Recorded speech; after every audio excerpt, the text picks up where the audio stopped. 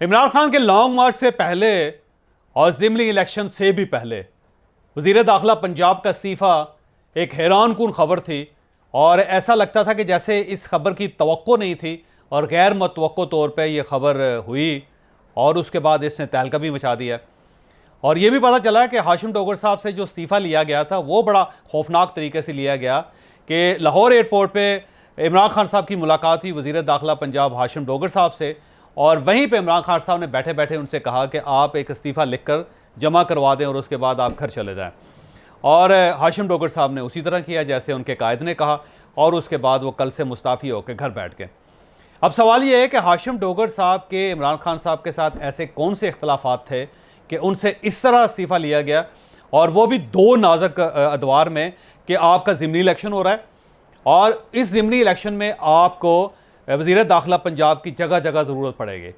दूसरा, आपने अनकरीब एक लॉन्ग मार्च का ऐलान करना है और पंजाब एक मेन ऐसी जगह है जहां से हज़ारों बल्कि लाखों की तादाद में लोगों ने लाहौर इस्लामाबाद की तरफ चलना है।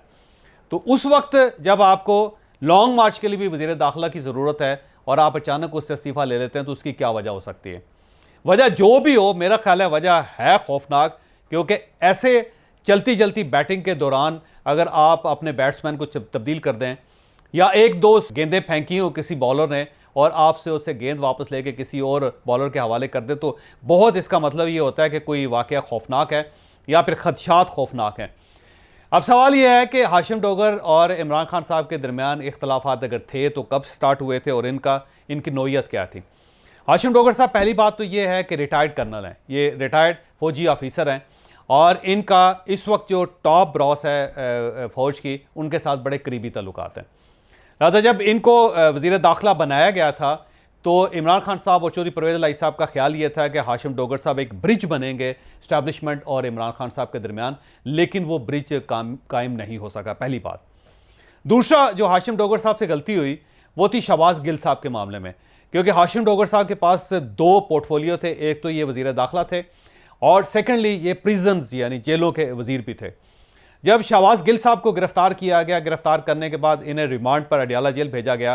तो अब अडयाला जेल भी हाशिम डोगर साहब के ज़ेरे इंतज़ाम थी। लिहाजा ख्याल ये किया जा रहा था कि वहाँ पे शहबाज गिल साहब को बहुत रिलीफ मिलेगा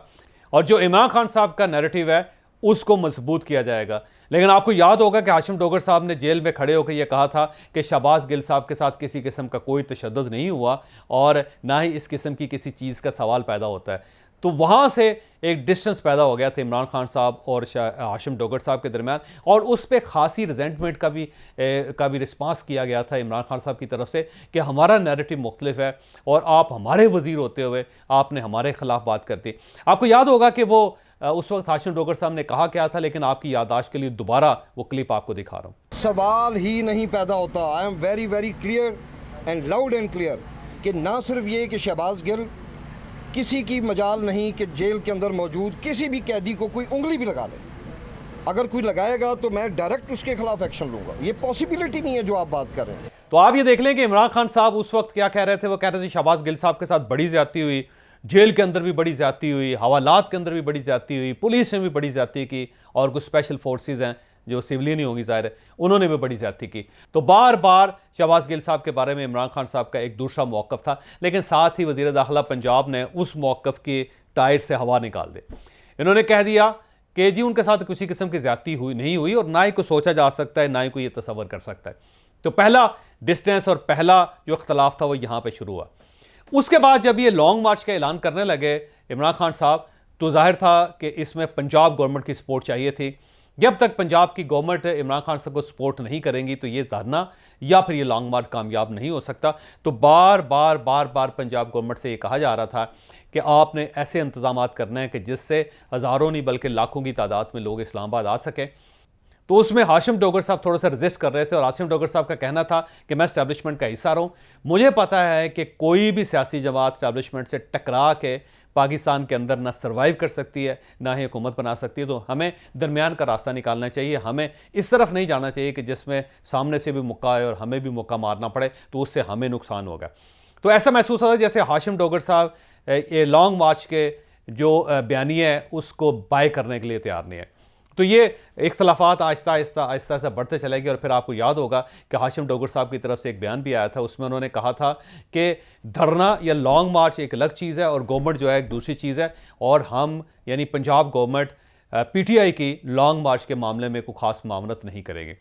दूसरा ये भी था हाशिम डोगर साहब की तरफ से कि जब वफाक ने पंजाब से पुलिस मांगी थी तो हाशिम डोगर साहब ये चाहते थे कि पंजाब से पुलिस जाए, क्योंकि ये प्रोसीजर है कि जब भी वफाक आपसे पुलिस मांगेगा या एफसी मांगेगा या रेंजर्स मांगेगा तो आपको इनकार नहीं करना चाहिए, और अगर आप एक बार वफाक को इनकार कर देंगे तो फिर वफाक की सलामती खतरे में पड़ जाएगी।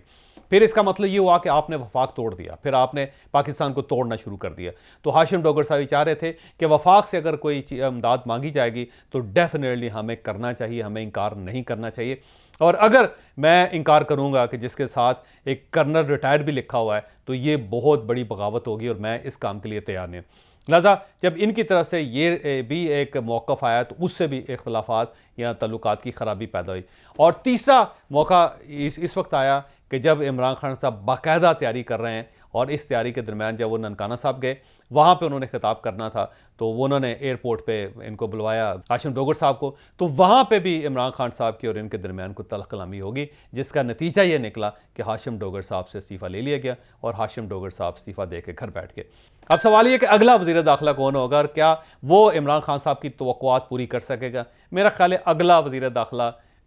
पार्टी का कोई डाई हार्ड वर्कर होगा, एक ऐसा वर्कर जो अपनी जान पे खेल के वो सब कुछ कर दे जिसकी इमरान खान साहब तवक्को करते हैं। लेकिन सवाल ये है कि क्या पाकिस्तान के अंदर किसी भी सिविलियन के अंदर इतनी हिम्मत या गुंजाइश मौजूद है कि वो स्टेट के साथ टकरा सके।